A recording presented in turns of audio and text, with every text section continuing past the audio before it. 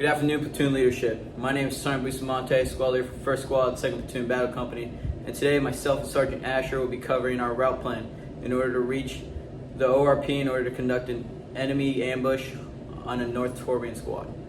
First of all, we'll be going over our briefing objective. Our briefing objective is to internalize, assess, and cover our route plans, both primary and alternate, in order to reach the ORP to conduct our enemy ambush. First of all, we'll be going over our basic summary of the primary route. The primary route consists of the following. It has 6 checkpoints from SP to ORP.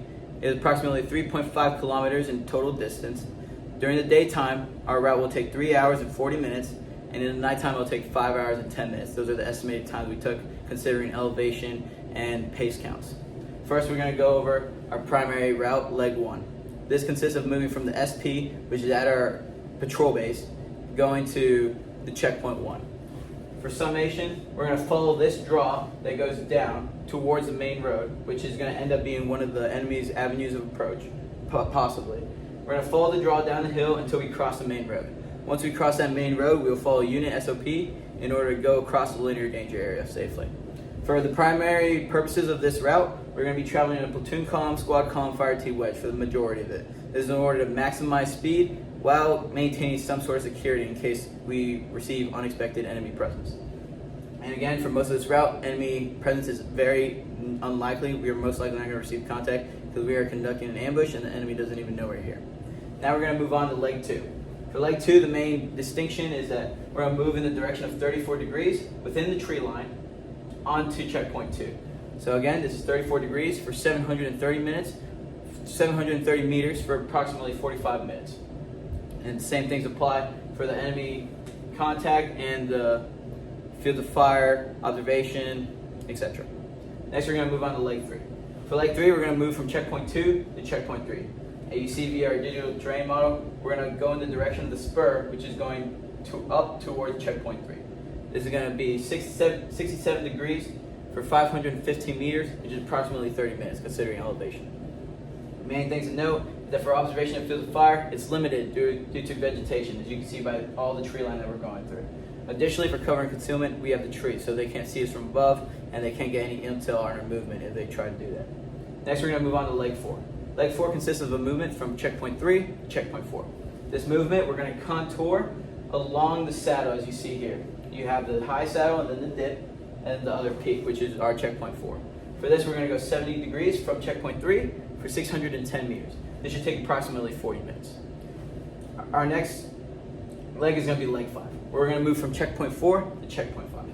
For this, we're going to go down the draw, as you see here. We're moving down the draw toward the saddle at Whiskey Lima 88332590. So we're going to move down the draw for 148 degrees for 220 meters, or approximately 15 minutes.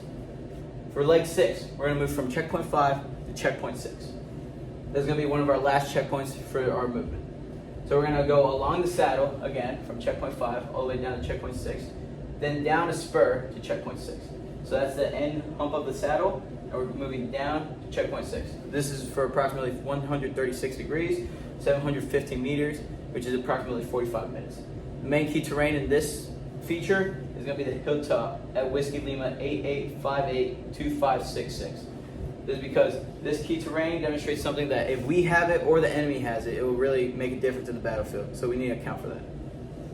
For leg 7, it's simply going to be from checkpoint 6 to our ORP, which is where we want to go for this route plan. So we're going to go down the draw toward the ORP. This is going to be for 77 degrees or 250 meters, and this is going to last 15 minutes.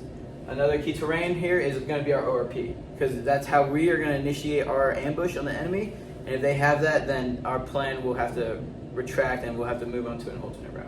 And that concludes the primary brief.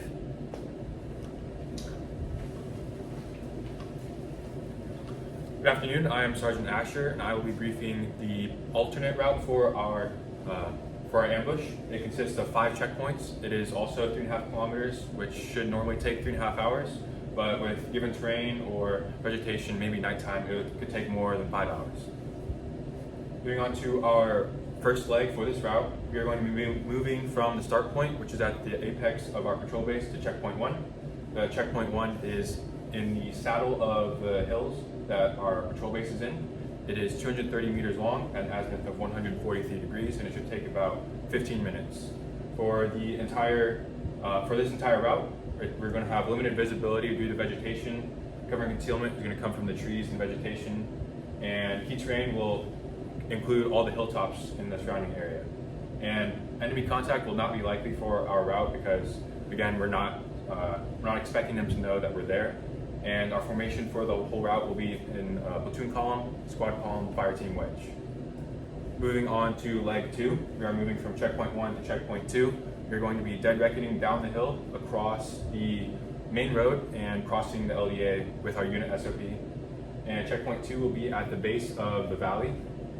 This leg will be 680 meters long at an azimuth of 102 degrees. It should take around 40 minutes to get there.